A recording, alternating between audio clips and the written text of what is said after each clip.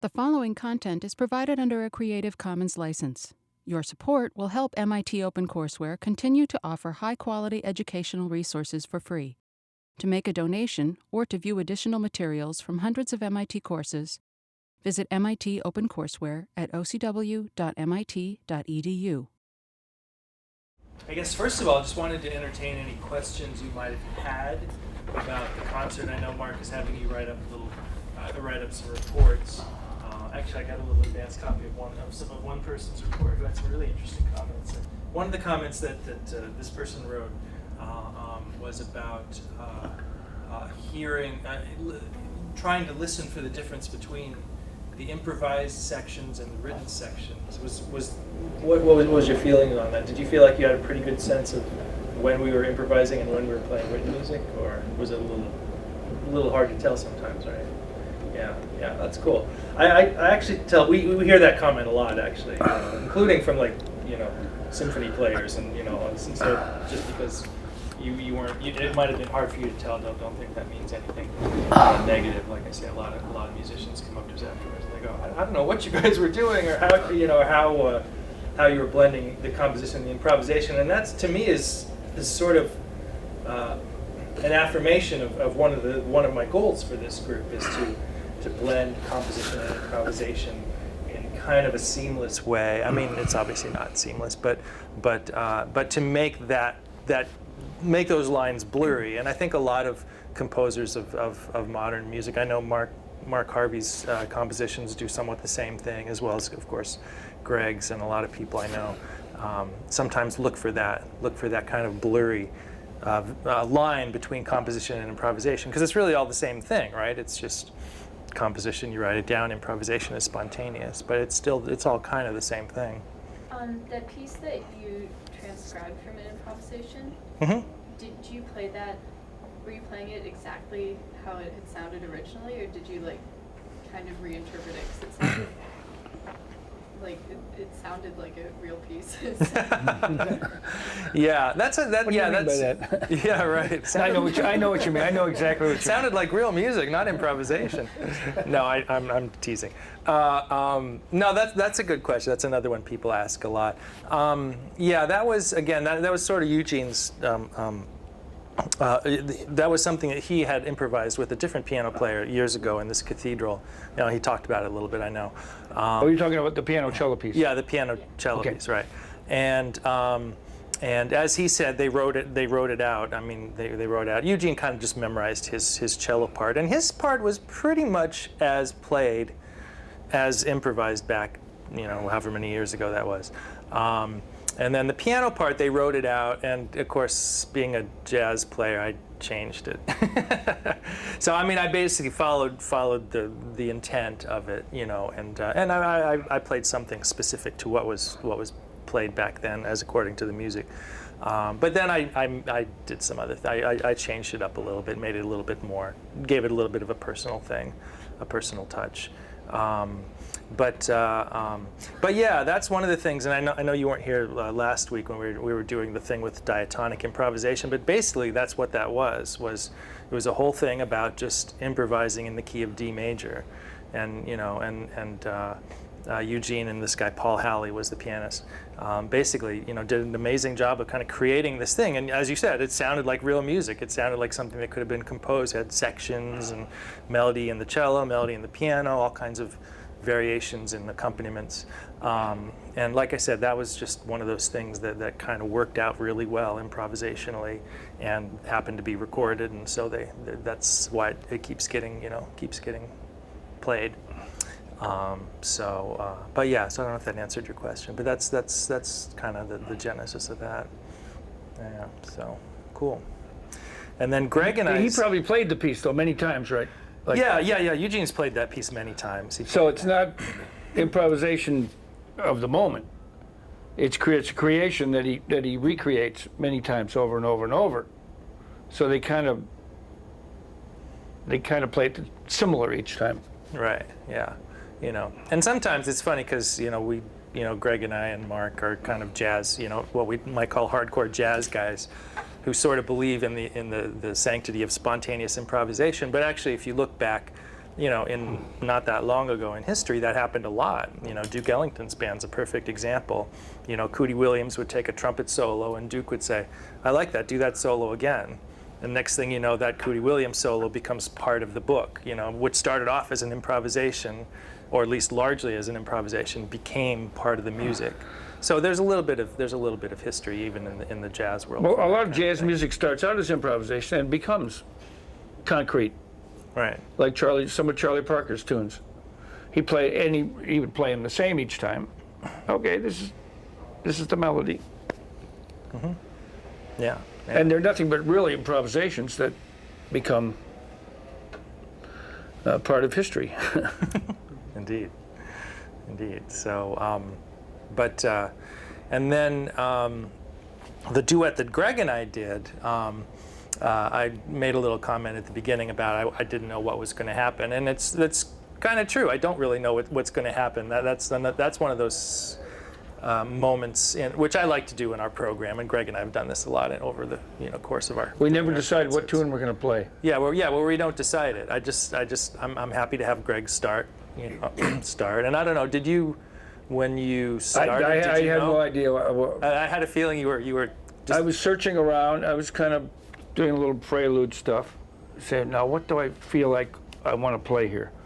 Well, we just played something in sharp key, so I said, oh, we're going to go into flats, because I wanted to have a different taste. Mm-hmm. And A flat came out. Okay, I know this tune in A. Let's play rhythm changes in A flat, and then we went into the Thelonious Monk tune, Little Rudy Tooty, which I know that Tim knows, and I know.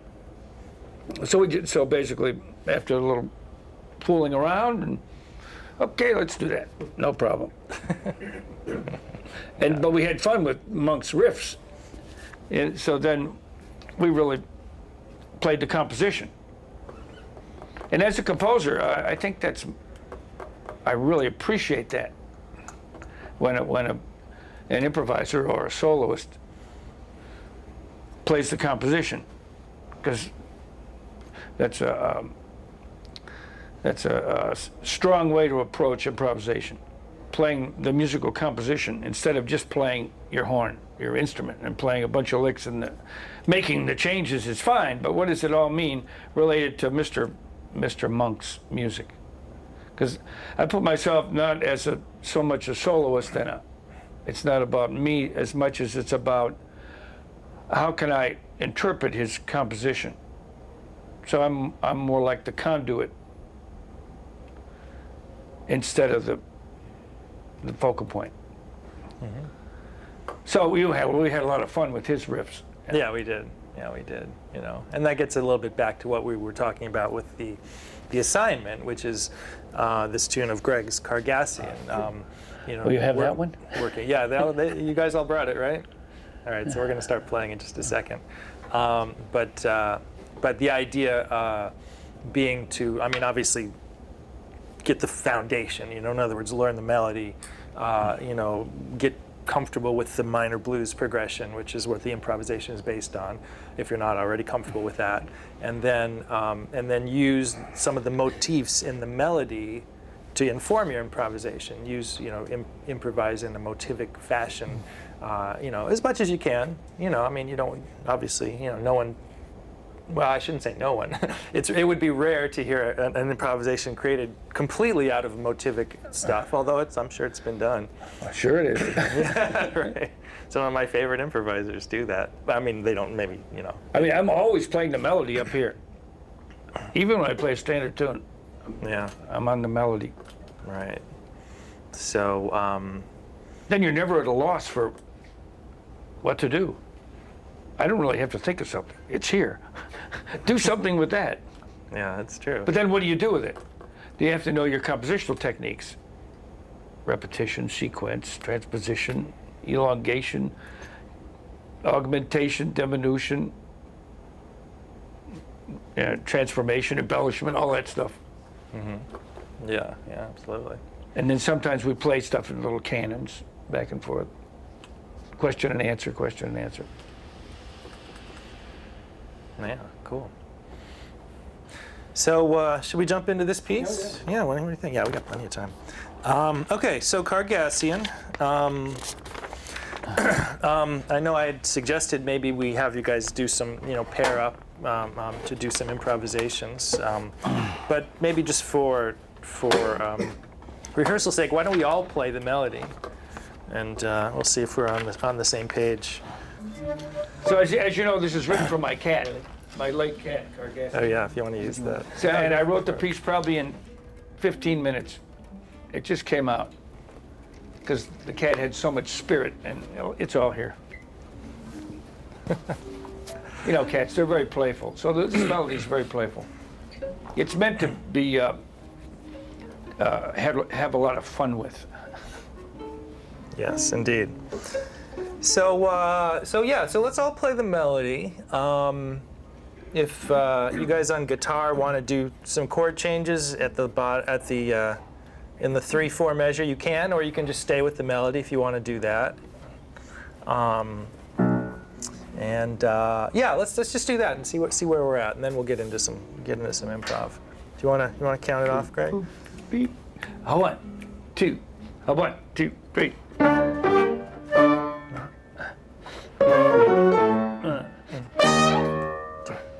Oh.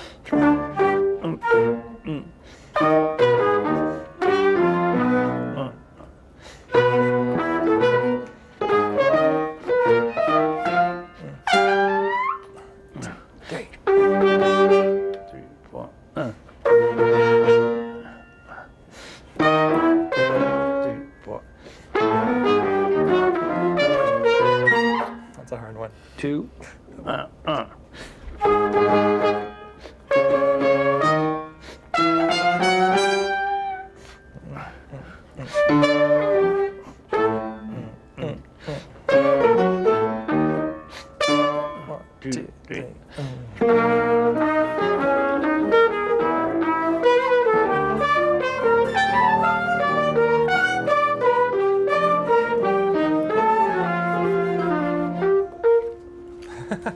All right, not bad. Not bad at all. But the inflection's pretty good, yeah.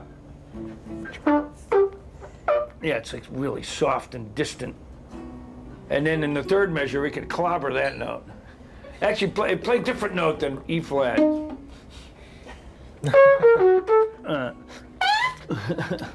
That's like a crash. One more time. 1, 2. 1, 2. Yeah, but softer, much softer. Just touch it. 1, 2. 1, 2. That's it. 1, 2. Loud. 2, 3, 4. 1,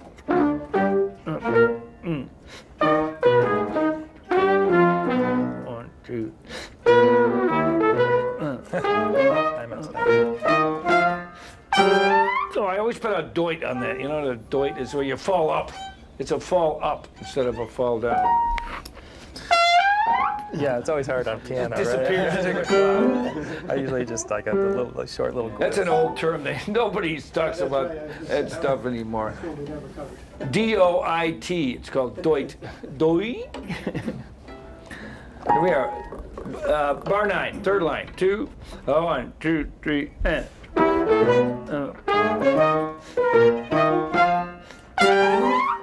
2, 3.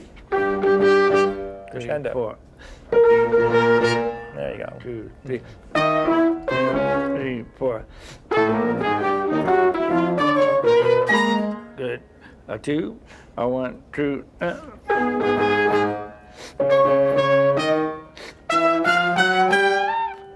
Quiet.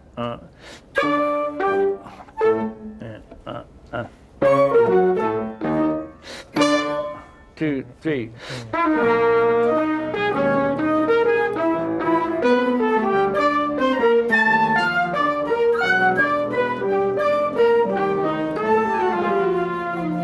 Yeah, nice. So the fermata would just be for the ending. And then we would go to that 3/4 bar and then go right back to the beginning and start the blues. Yeah, the blues is in 4/4, by the way, and I know the chart's not clear about that, but yeah, 4/4 blues for the improv. Yeah, so the whole ending part is supposed to create this tension, a little angst with the rhythm, 4 against 3, and then the 4 goes faster than you think, and then when we start the blues form, it relaxes back to regular tempo. So the cat's kind of clawing its way up the curtain. Okay, now we're good. But we don't play it, we don't improvise on that. But you could certainly include the motifs in your improvisation. Cool. Should we do it with some solos? Yeah, let's do it with some solos. Yeah. Now, we perform it as a totally conversational piece. There's no accompaniment. Everybody's just soloing at the same time. Which is an interesting style, which I like. I tend to play a lot less when I'm playing conversationally, because you want the person to talk back to you. You can't be like some professors that just talk, and you can't say anything. Okay, just take notes. Cool. But you want to? Maybe we'll start with. Well, let's play the melody again, and then maybe we'll do a little bit of soloing. I'll maybe keep the It's form, going to be tough the form with on this the many bass. people to play conversationally. Yeah, I know. Well, maybe by the end we'll get there. we won't start there though. But I would like to hear some people kind of pair off. But maybe we should do like individually first. Why don't we try? Yeah, I think so. Let's do a chorus each. Yeah. Cool. All right. And will you comp? Yeah, I'll do some comping. Yeah, we'll do some typical comping, bass notes, and you play the melody. I mean, all you need, it really is bass and melody, 2 parts to have counterpoint. Right. Any 2 lines can be contrapuntal. Then it's conversational. Yeah. Much more fun than playing alone. And everybody's assignment was to prepare, right, some thoughts about how you would treat the motive. So why don't we start there? Then we see how that expands. Yeah. Cool. So do the melody once and then we'll Yeah. start. Yeah, Let's we'll do go the around. melody. You want to go first? We'll go around. We can start there, wherever you. Bob, bob, dee. 1, 2,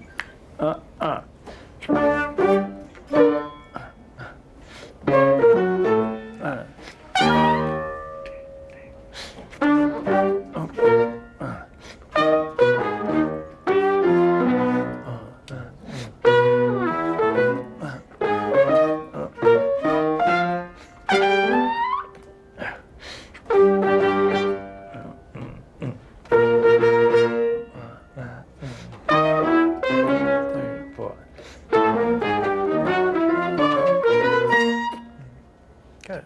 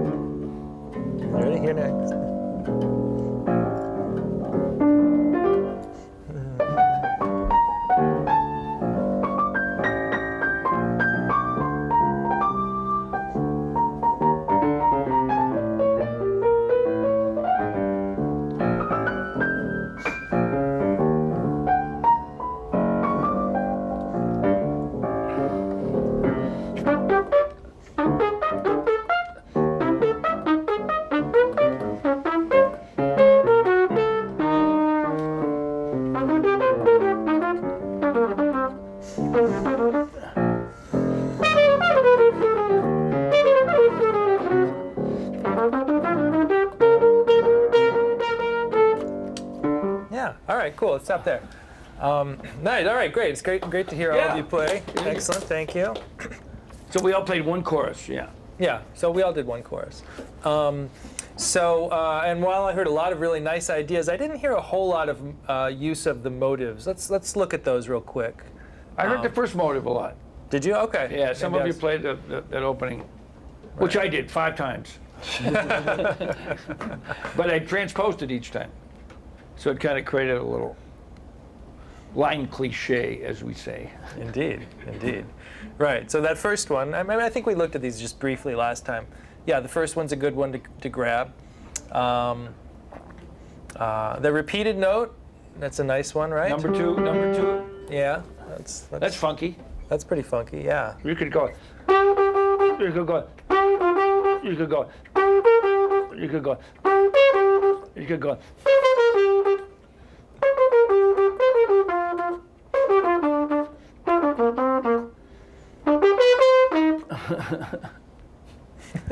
Just play. You could do we could do several choruses just on that. Just on that, I know. We probably have. By changing notes, and I'm using the rhythmic contour as a motive. So the da da da da, I can do anything I want there.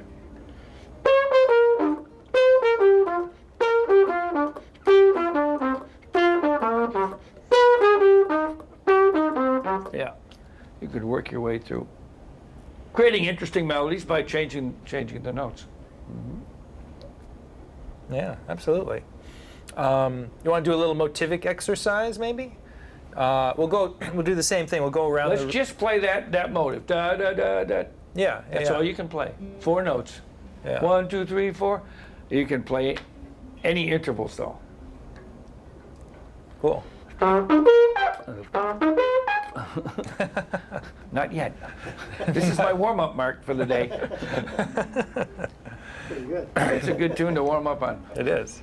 So you want to do everybody 4 measures? Let's do sure. 4 bars each. What do you think? Okay, just doing that motive, just the repeated note motive. All right. Why don't you start, Greg? Okay, 2. 1, 2.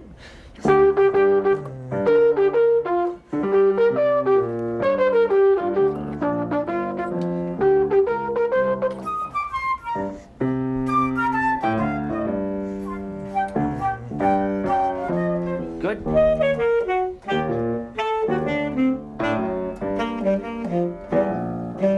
Nice idea. Yep.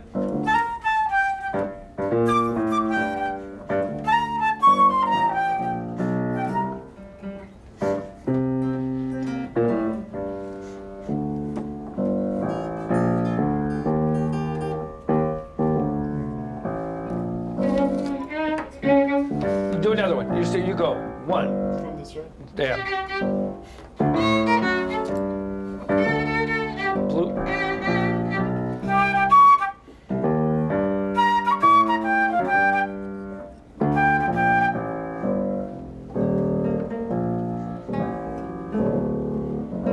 You ready?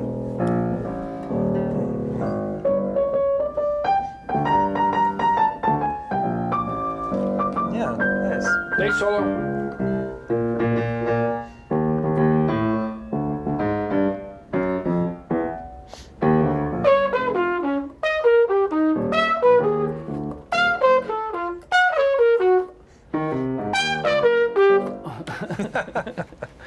All right. Yeah. Now, so we're setting parameters now. You have to use that material and create with that. It's like, we're sculptors, let's face it, we're just shaping stuff out of these materials. So sometimes it's really good to limit yourself.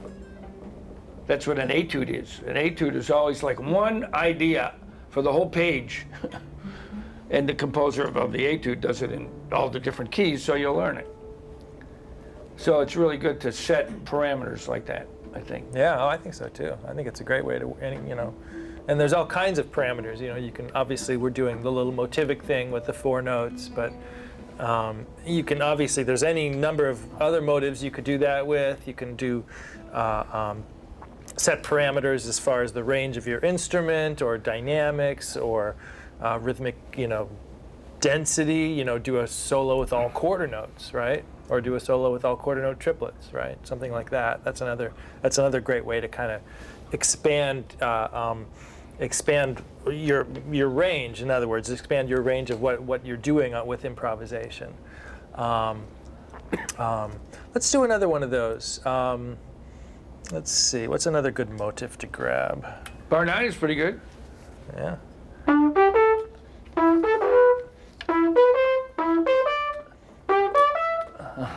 That might be a little hard. Well, the opening motive is good. Cool. Yeah, let's do the same thing.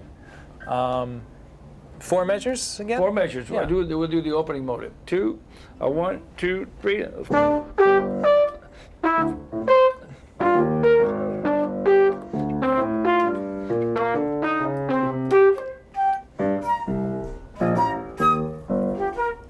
Yeah. Nice. Nice. Yeah, change direction.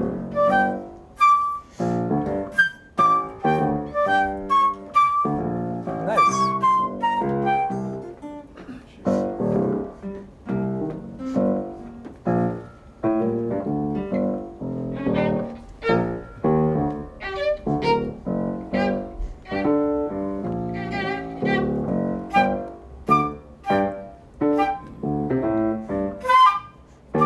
Yeah. Yeah.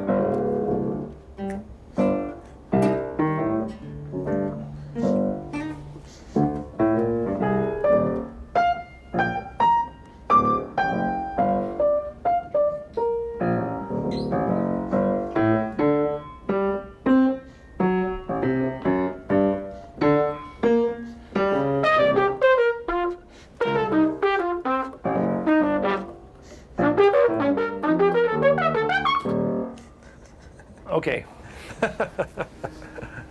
So, I mean, how would you practice something like that? Well, let's play that motive. Just those 3 notes.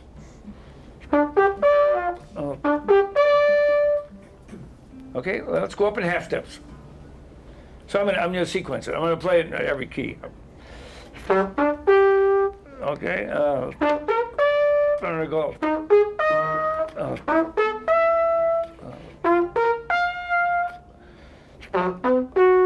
Yeah, so the first one, D, G, D, G, D, G, D. Now, what am I'm hearing in my head, I'm hearing 5, 1, 5. So I'm hearing it in a key.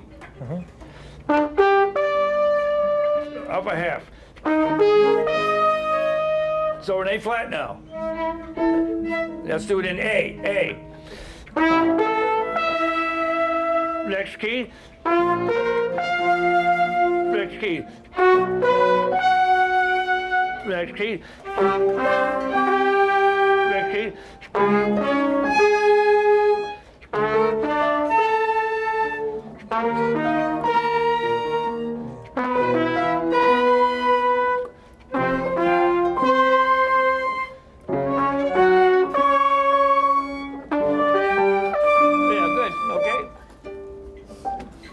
So then we could, yeah.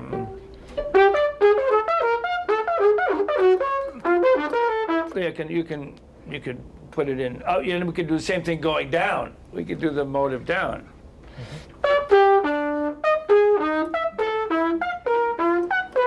Yeah. I mean, that's what you do when you practice. You do really mundane. I don't know, maybe they're mundane. You do small little things. I mean, it might take me 10 minutes to really feel comfortable with that, just those intervals going up in sequences like that. Yeah, absolutely. And then you can sequence things 4 different ways. Let's sequence it in whole steps. Yeah. There you go. So, up a whole step. I'm going to go up a whole step each time.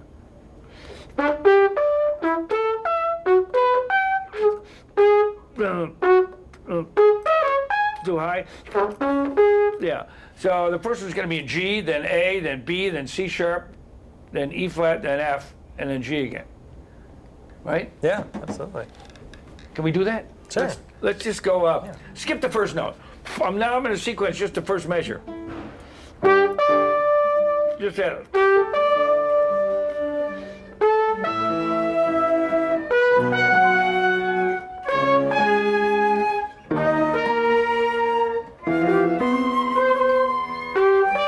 Right. That's it? Uh-huh. Yeah.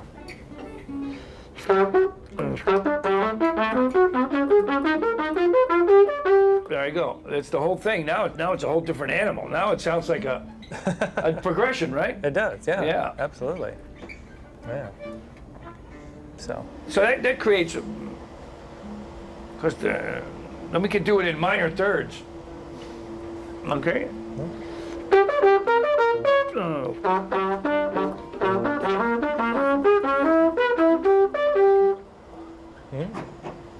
Let's do that over a G pedal. Sure.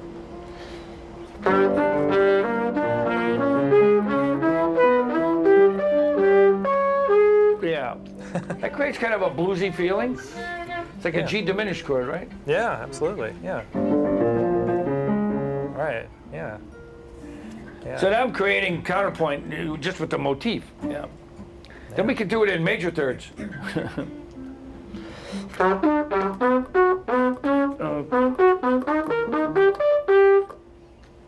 That's an interesting one too. It is. You think? Yeah. Oh, yeah. Absolutely. I learned all this from him.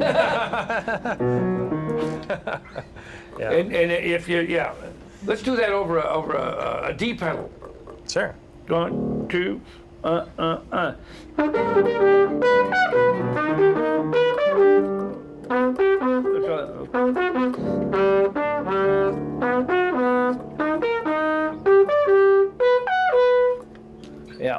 Yeah.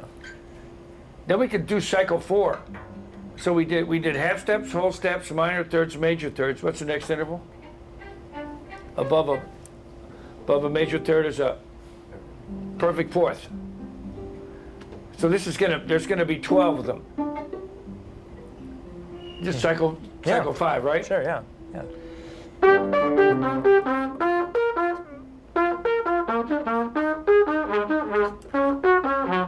Yeah.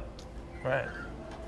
Right. Or you can just. Now we're gonna expand it. We're gonna play a minor triad instead of just 1 5. We're gonna play 1 3 5. So.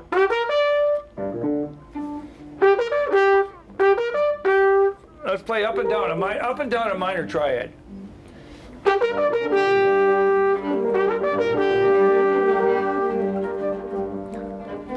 So we embellish the lick. That's fine. You can add notes whenever you want. Why'd you do that? I wanted to.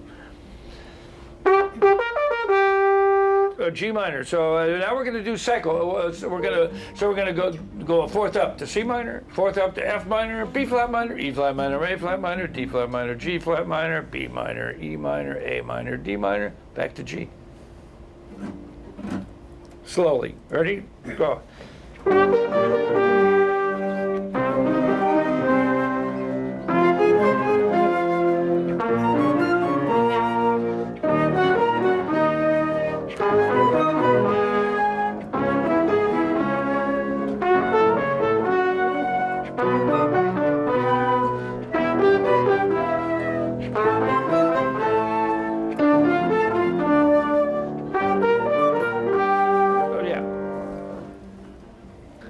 So now I got to take that same idea and do it in whole steps. Yeah, and so on. It's all just grunt work. But that's what Coltrane did. He's practicing in his apartment 8 hours a day, 8 hours a day, just on what he was playing. He made up his own etudes. Yeah. Yeah, he did, which is what all the great players do. Yeah, absolutely. I mean, yeah, certainly. This is the model. This is the model. This has dozens of ideas. All right. Yeah, and certainly, yeah, that's the idea of of any kind of work on improvisation, you know, when you're sitting alone at home thinking, you know, because everyone always says, well, I don't know how to practice improvisation. Yeah, what should I do? Because oh, it's I'm going to spontaneous. play my scales every day. Okay, that's fine. Yeah. You got to make goals, a set of goals, and we can tell you what goals to, projects to work on. Yeah, yeah, but a lot of it's just about coming up with stuff like this, you know, and you know, obviously, as Greg said, you know, we can, you know, tell you stuff, or you can go buy books that have patterns and stuff like that, and that's all great. But sometimes it's just about what we're doing. It's just like, okay, let's try that, and now let's try it up a fourth, and let's, you know, find this little 2-bar thing, you know. I mean, if you want to get more difficult, you know, you can find something even in a tune like this. You know, something that's a little more difficult, and try that in all 12 keys. Let's do bar 17 and I'll forget Yeah, it. right. Right. No, I'm not going to try it. But you know what I mean. That was basically, it's a B flat lick. Yeah. Yeah. All right. That was my idea. I'm going to go from B flat to B flat with some kind of maybe 12-tone idea. I don't know what it is. All right. So yeah. So that's, as Greg said, it's a lot of just the, you know, sitting alone at home work. That's I think, you know, that's really helpful. All the great players did it. You know, they all spent 10,000 hours. Is that the And I is do that the the same current idea? I do the same thing with my scales. How do you practice your scales? Well, you do them in intervals. I mean, what is a melody? Let's define melody. This is a good place to do it. Let's have a real technical definition of melody. Anybody, what is melody? First thing that comes in your head, what's the melody? Whatever you'd sing after you're done listening to it. Yeah, whatever you hear. What'd you say? Whatever you would sing after you were done. Good, yeah. Whatever you'd sing. You're a melody player, violin. You're all melody players, yeah. You guys do. What's melody to you? It's kind of it's the song. It's the song, very good. The song. Many people say that. It's the main idea. It's the meaning. Technically, is this music? No, this is paper with ink on it. This is graph paper. This is graph paper. Pitch goes up and down, time goes that way. This is not music. It's only music when you realize it, when you play it. So, the better you are at creating intervals, the better you'll be at melody playing. A melody is a series of intervals in some kind of rhythm. So if I play,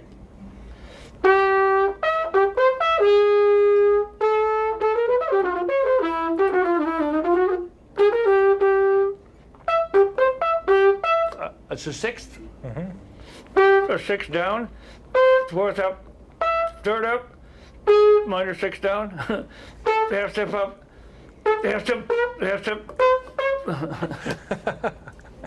That's what a melody is. It's a series of intervals, that's all. In some kind of time, right? Every melody.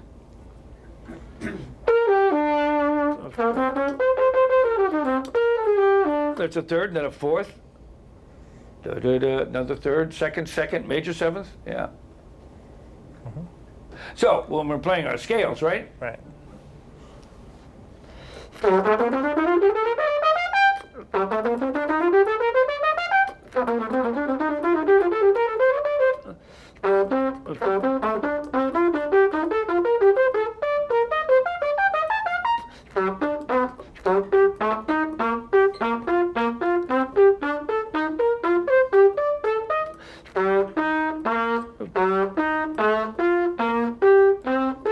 That's all the same scale. I just play different intervals. I'll play the scale in seconds. I'll play the scale in thirds, fourths, fifths, sixths, and sevenths. Let's play G melodic minor. No, G natural minor.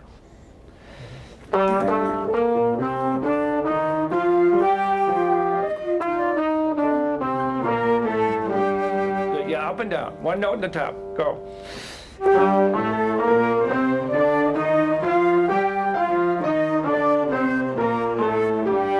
I'll play it in thirds.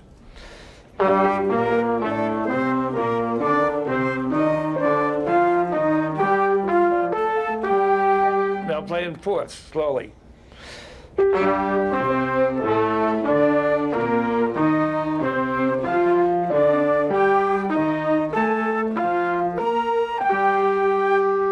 Now in fifths.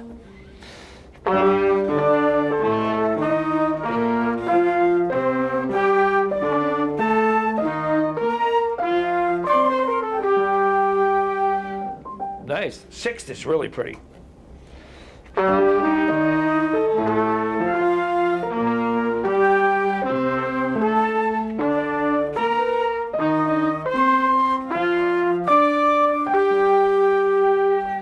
Seventh is even more diverse, a little obtuse maybe.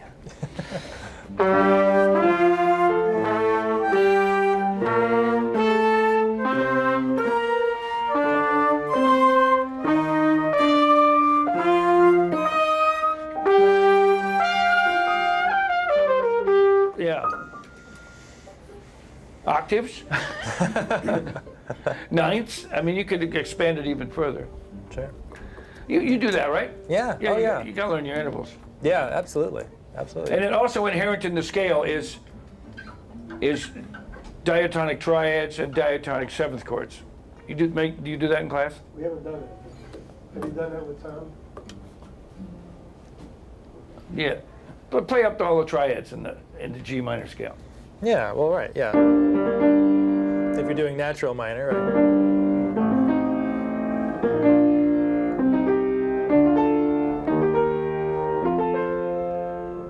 Let's do that. Yeah.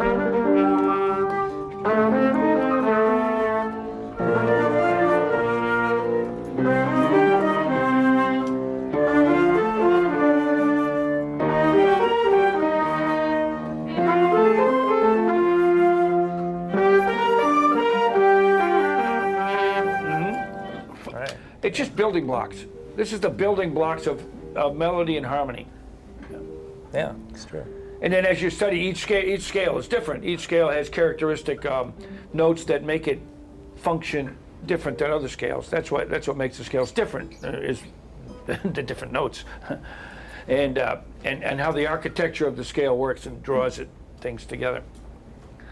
So I mean, that's what we study when we practice. Yeah, I'll practice scales and I'll try to really get the meaning out of the scale. This scale, natural minor, is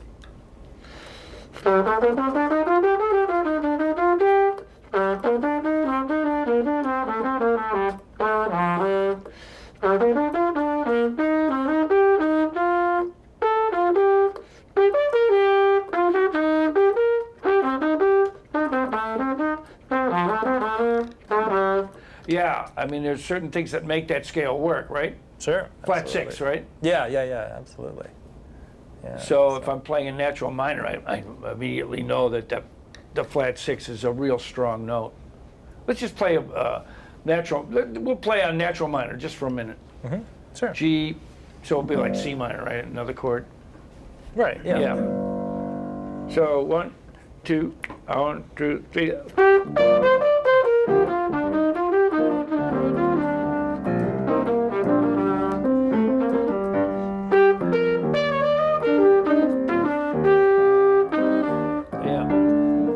Yeah, all right. So you're using D7? Yeah, I used you D7. used D7, Yeah, okay. I threw that in. Yeah. Which is not technically part of. We did this with modes, so you're already Yeah. talking Dorian. But this is the Aeolian mode. It's called the Aeolian mode. Let's just play G minor, C minor. Yeah. Okay. One bar each. 1, 2, 3, 4.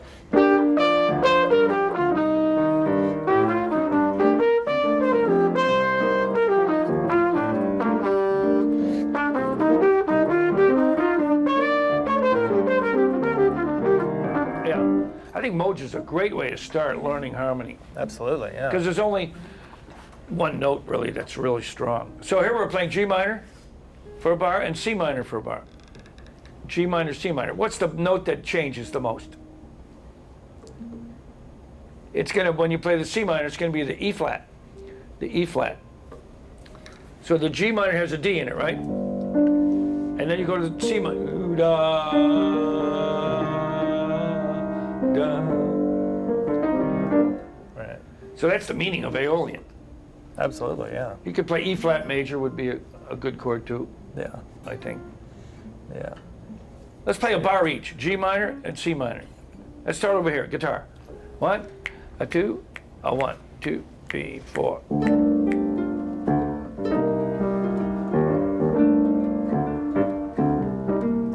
Good.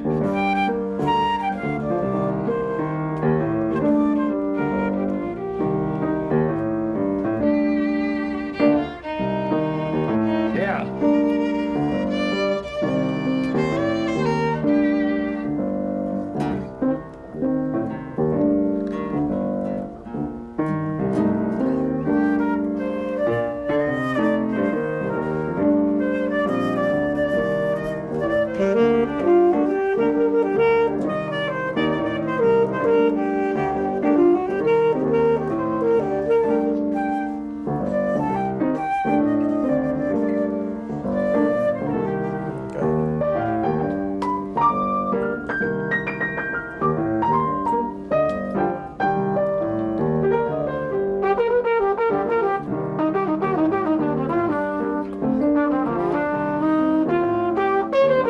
Yeah, okay, got the idea? Yeah, that's good.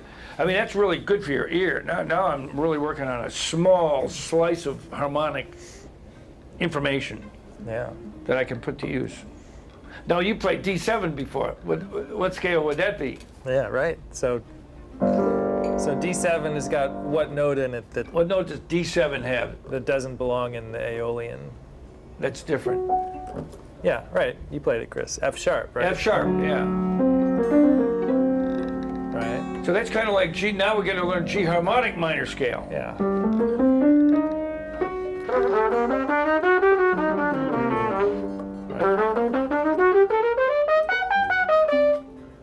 Which has that very interesting augmented second interval.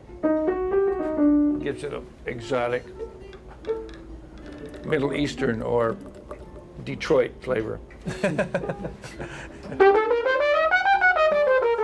Let's play harmonic minor. 1, 2, 3.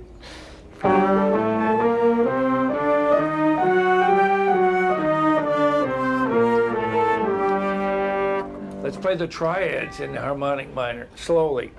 1, 2. Oh gosh. Okay. Yeah.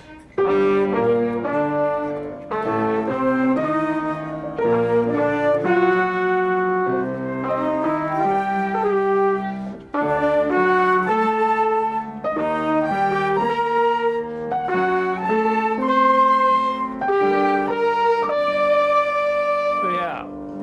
The 3 chord's very interesting. Augmented chord. Yeah.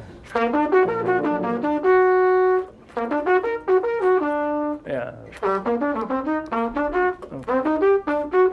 And the 4 chord is still minor. So it's similar to Aeolian, but it has the much preferred leading tone, the F sharp. Yes, indeed. Yeah. Just for fun, now let's play G minor for a bar and D7 flat 9 for a bar. What do you think? Yeah, okay. Flute first. Yeah, I'll start. 2, a 1, 2, 3.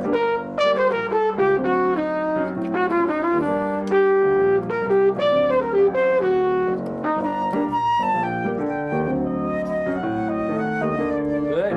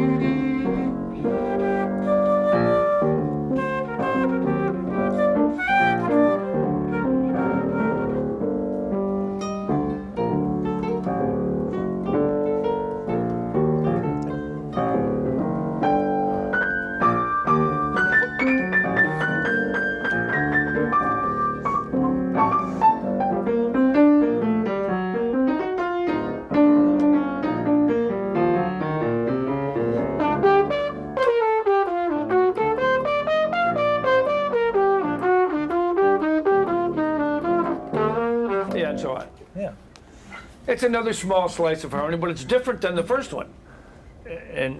So you practice that, you practice it, and then it sinks in your ear. Because this is nothing but ear training. All this is just ear training. So you can pick your flavors. Okay, I want this flavor, I want that color, I want that mood, that sound. Yeah. Absolutely, absolutely. Then there's melodic minor. Yeah, because when you play a minor key, you don't just play one scale. We mix four or five minor scales together. And if I play a certain note, he'll hear it and play the voicing behind me or whatever. Yeah, exactly. That's where listening comes into play. Listening to the person you're with. When Wayne Shorter was in the Army, he used to spend a month on one scale. He would practice the key of D flat for months. He'd play every tune he knew in D flat. He practiced the scale, he practiced the chords, he'd play rhythm changes, blues, everything in one key. Yeah. And Coltrane did the same thing. I mean, all the guys that practiced. I have a tape of Clifford Brown practicing the bridge to Cherokee for an hour. And you know he did it every day. Played with his mute, yeah. So, sweet, cool. So I also wanted to get back to, and yeah, this is great information, certainly. I wanted to get back to the idea of having you guys pair up a little bit, and maybe try it without me doing the accompaniment, which of course is about, listening. As I was saying just a second ago, you're listening to who you're with.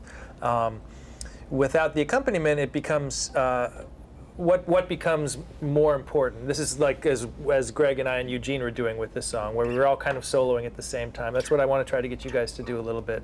And what aspect of music becomes more important at that in that situation? Something we haven't really talked about yet today. So let's have Rhythm. flute, sax, and guitar. Yeah. So, and what I was getting at was rhythm, right? This is, and again, getting back to the idea that we're all timekeepers, right? I mean, when you hear, somebody like Greg, who's a great improviser, his ideas are very clear. His rhythmic ideas are very clear, and if he does something intentionally that's a little less clear, he follows it up with something that's more clear, so that the people around him know where the beats are, right? So that's another thing that's really important to work on. And I know we did a little bit of thing with rhythm with Eugene last time. Are we doing like an accompaniment solo type thing, or more like a conversation? I think we should try doing like a conversational Conversation. thing.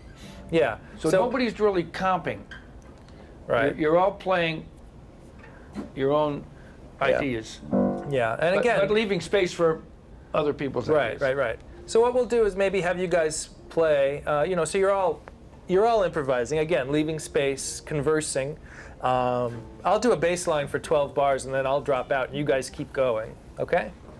So, so this will be improv. We're not gonna do the melodies, just starting right with the improv. Feel free to throw in some motivic stuff, some of the things Greg was talking about in terms of the scales. Obviously, G minor scale can figure prominently in this. Okay, so here we go, right at the top of the improv. 1, 2, 1, 2, 3.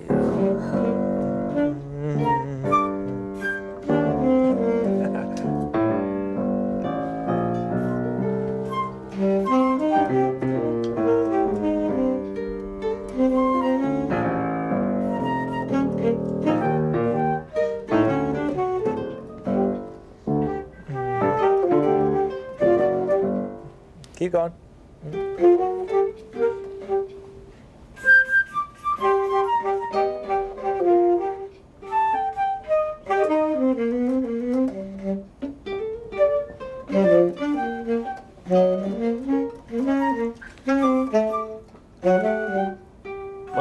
One more.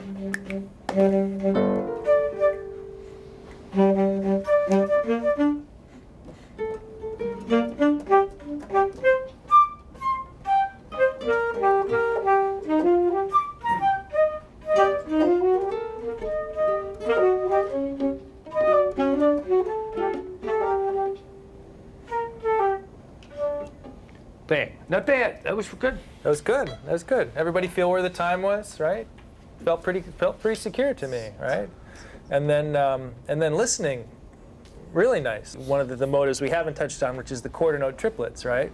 Quarter note triplets are tricky, right? Because that's against the feeling of duple, right? Against the feeling of 2 and 4, which is most what this, any song in 4/4, most songs tend to spend most of their time either quarter notes, eighth notes. Any kind of triplet feeling is sort of against that. So when there's not accompaniment, you have to be really careful to. I mean, I'm not saying don't play them. I think they're great, but you have to be really careful to articulate where you're landing them, because that's usually the thing that gets rushed or dragged, and that's sometimes can send you. And sometimes if somebody's playing quarter note triplets, maybe the other person would play quarter notes against that, just to be obstinate or to have that counterpoint, so I can tell that they're really triplets. Right. I mean, sometimes you don't want to use mimicry too much. If somebody plays an idea, don't just play the same idea back. Play something different. If I say hello, you don't say hello. Well, I guess you do. Hello. What's your name? What's your name? Yeah, you have to have an answer. So let's do flute, guitar, and violin. Oh, Cool. We'll do the same thing. I'll start off with the bass line, and then I'll drop out. But you guys keep going. Okay, here we go. 1, 2, 1, 2, 3, 4.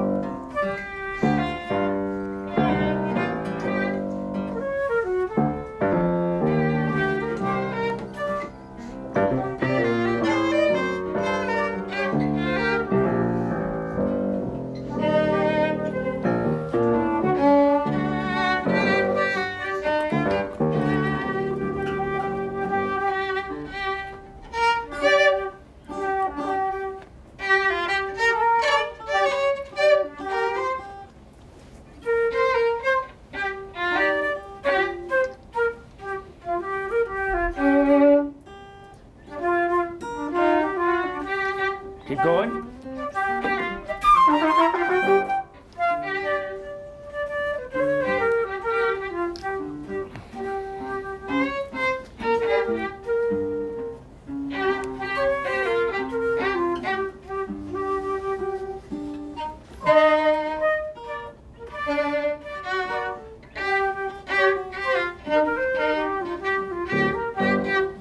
Not bad. Yeah, it was good. Okay, thanks. Nice. So, And, oh no, go ahead. Yeah. Same as before. I did a nice use of the motives, and sometimes I'll just play the melody, and Tim and Eugene will play around it, and sometimes Tim will quote some of the melody. Yeah, absolutely, yeah. So the one thing to be a couple of things to just be careful of. I know you guys were to some degree kind of hanging on to the rhythm. I know, which is of course what we all do in this situation. You're like, sometimes you're kind of white knuckling the beats, and instead of just kind of letting it flow. I think sometimes when that happens, you start to lose a little bit of linear flow. I felt like there was a lot of kind of root improvisation based on the roots going on. It was a little block style. Yeah, right. And again, it's not it's not to say that if you did it again, you might do something entirely different. But it's just one thing to be aware of, right.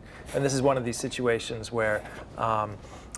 You try it again and you say, okay, I'm going to not focus on the roots so much. I'm going to try to do more linear stuff, more scales, maybe focus on the third or the fifth, or just like I said, be a little bit more free with what you're doing. So so again, it's nice stuff. Let's do flute and piano. Yeah. And you get another chance. All right. Same thing. Okay, 1. You ready, Chris? 2. 1, 2, 3, 4.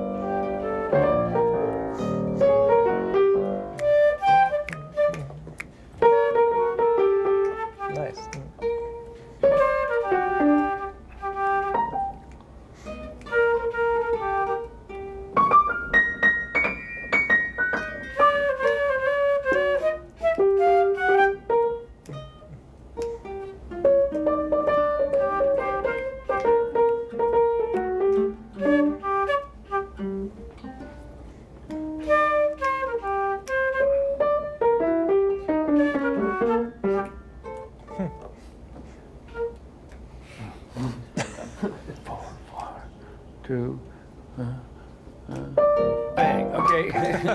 You stop before the end. We're still playing the form. We're still playing 12-bar forms, right? Did they stop before the end? Yeah. We Or maybe it was just really good use of space. Yeah. It's either that or you owe us 3 measures. I don't know. We'll come back and collect next year. Let me show you. Here's an interesting way to practice. This is going to be a revolving trio. I'm going to start with you 3. Okay. Then you're going to drop out. You're going to join in. Then you're going to drop out. Then you're going to join in. Then you're going to. It's going to. Whatever 3 people. And no bass line. 1, 2, 1, 2, 3, 4.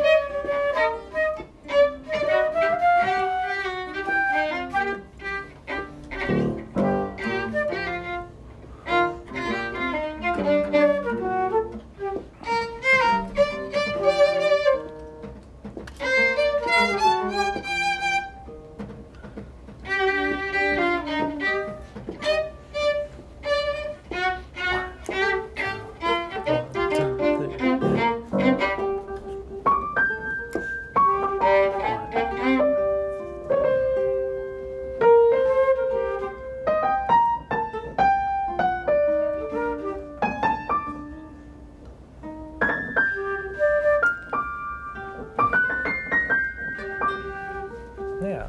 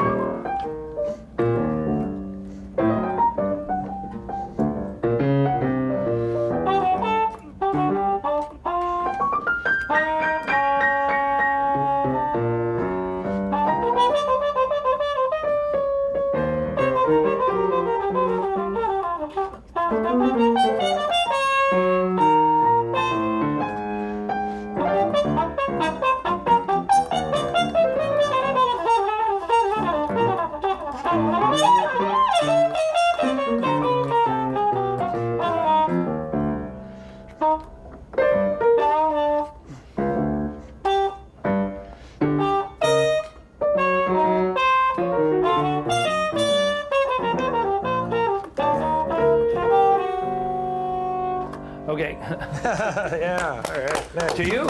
Yeah. Nice. I mean, that's a nice way to practice. And then you don't. Now everyone's not jamming, and again, you're setting parameters. We're gonna have 3 people playing or 2 people playing. Yeah. So, yeah, you guys are doing a great job, though. I mean, I can tell. Really, Obviously, you've been, you're keeping the form, and your ideas are clear. Yeah. So, no, very nice, very nice. And again, hearing some of the motifs come into play, that's very cool. I'm thrilled. So, yeah. I know we're going to be very happy. I know we're getting close to out of time. Are there any questions about what some of the stuff we've been talking about? Scales, modes. I need to stress what Tim said before. Melodies and harmonies are fine, but the most important thing in this music is rhythm. Rhythm. Rhythm. It's like location in real estate. Rhythm. You can play any note. It doesn't matter if it's in the right time and it swings. People will buy it. It's true. It's true. It's absolutely true. It's a rhythmic art form. Yeah. Came from dancing and. Yeah, that's true. That's true. I do an analogy in my class. Let me just get to the board right behind you for 1 second. Chalk. I teach chalk. Harmony. We study all this harmony. I'm going to give it an H that big. But I'm a melody guy, so melody is the more important. But rhythm is. And actually, it should go to the top of the building, down to the basement, and make an R out to Mass Ave and back. Very cool. Thank you. Yeah, that's. I would agree with that. Rhythm is. Yeah. Yeah. So work on rhythm. You know. Sometimes I just play one note. Yeah, I know. Let's play a minimalistic chorus, just me and you. Okay. 2, 1, 2, 3.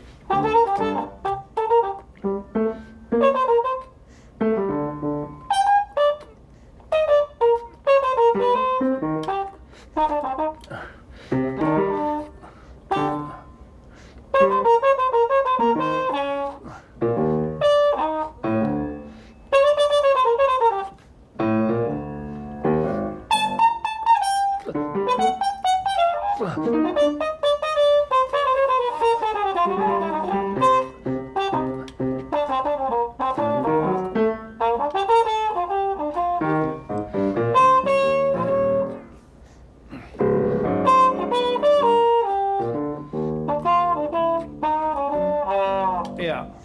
So we left a lot of space, but when we came in with the rhythms, they were very strong that time. Right. So sometimes I think I'm playing like a melodic drummer. Yeah. I'm going to lay that melody down so people know right where it is. And sometimes I don't. Sometimes I'll float. Right. Yeah. And I think most of the good players did that. They'd float for a while and they'd lock it in with something really specific. You know, that's one of the things I work on with some of my students is you know, play a phrase that floats and then play something that really locks in, and so that you know the difference. You can hear the difference and you can feel the difference in your hands as to what the different, you know, or you know, whatever your instrument is. So you can feel the difference, how it affects the music and how it affects your improvisation. So yeah, that's another great. You know, there's all these, you know, exercises, etudes, whatever you want to call them, for improvisation, which are great to do. Transcribing is really good. Yes. Because you can't really notate jazz rhythms. I mean, you can write the notes down, but you can't notate how they're playing them. So you got to listen. And then I'll copy Miles's articulation or Clifford Brown's articulation or whoever, Chet Baker. Yeah. Because they would all play a little differently, but it's all the tongue. It's all articulation. Because it's wind instruments. I mean, that's where a lot of the language comes from. And piano. Yeah.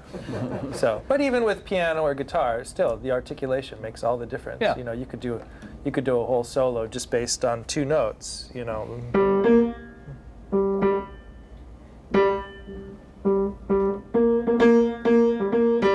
Right, and be somewhat interesting. I mean, it's not going to be super interesting, but just 2 notes with articulation and strong rhythms, you can make an interesting solo. You know, like I say, on any instrument, I think that's true. You know, drummers do it. Yeah. You know, that's how they solo. It's all about how they hit the thing. You know, they don't have 88 keys to play with. You know, they've just got 4 drums and a couple of cymbals. And for the wind instruments, it's a matter of slurring and tonguing. Mm-hmm.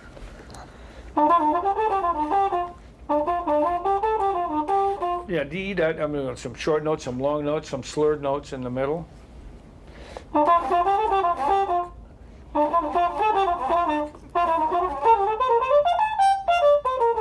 You got a tongue, but it can't be, you can't tongue too hard or it sounds too march like or classical. It's got to have the funkiness and looseness of the swing. So yeah, working on your articulation is very important. Mm-hmm. I mean, that's what we do, right? That's right. Yeah. Unfortunately, I think we have to wrap because it's the end of the period, so. Yeah. Is it 3 o'clock already? 3:30. It's 3:30. I'm gonna get a ticket. So let's give a round of applause to Greg. Thank you. Yeah, good playing. Yeah, nice play. And have no fear. Have no fear. Play whatever you want. And try and hear it.